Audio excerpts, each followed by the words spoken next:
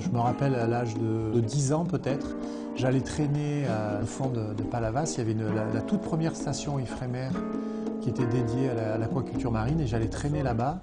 Et j'étais vraiment passionné par le milieu aquatique et marin. Après des études de biologie, j'ai rejoint la toute première ferme marine qui a été créée en France.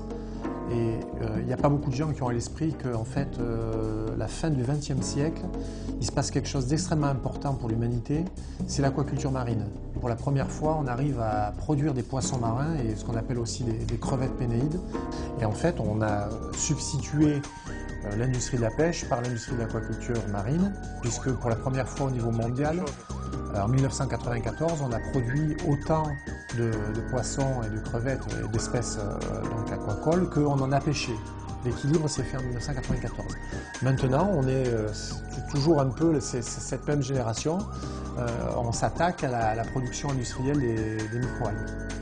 On a longtemps fait le rapprochement algues, macroalgues et microalgues. C'est une grosse erreur.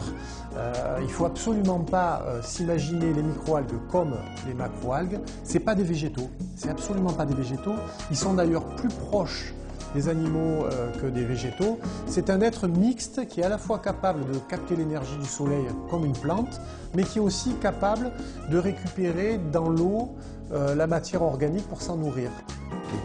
Qu'est-ce qu'on va faire une réunion là avec Linda Medline. Donc on va attaquer là avec Linda, avec François Yaffine. Ok. Il a la petite signature.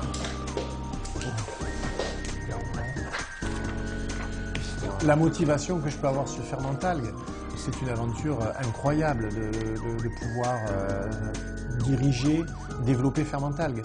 D'abord, l'aventure de vivre une start-up qui évolue extrêmement vite, dans un domaine où on va pouvoir développer des applications qui vont dans le domaine de la pharmacie, de la santé, de la nutrition, la cosméto, la chimie verte et même les biocarburants.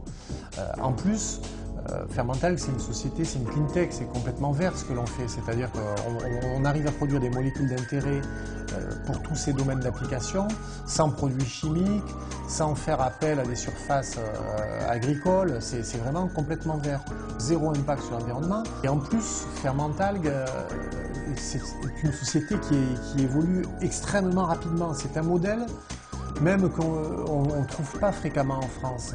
Donc c'est vivre quelque chose d'incroyable, c'est fascinant de vivre cette aventure. We have opened a new department only for the collect. Oh, okay. So I will show you.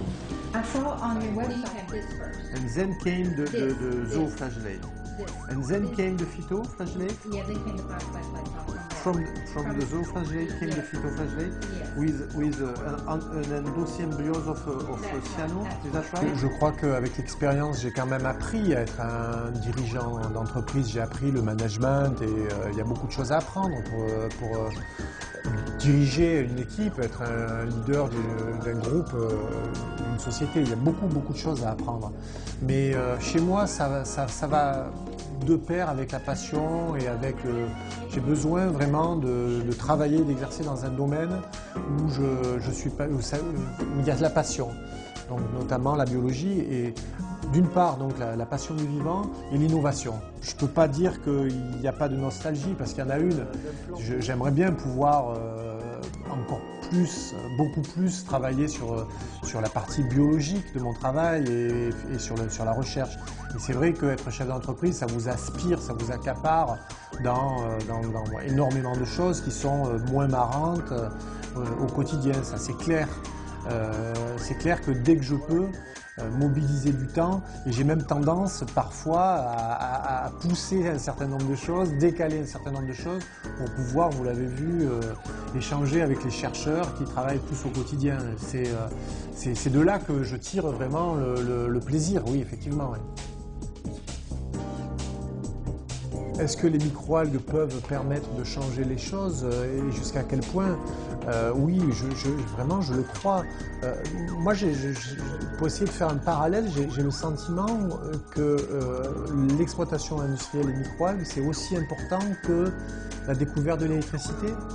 Et quand on a commencé à se rendre compte de toutes les applications qu'il pouvait y avoir à partir de l'électricité, ou au minimum c'est comparable au premier pas dans l'agriculture, la maîtrise de l'agriculture ou l'élevage pour l'homme. C'est aussi important que ça, c'est clair.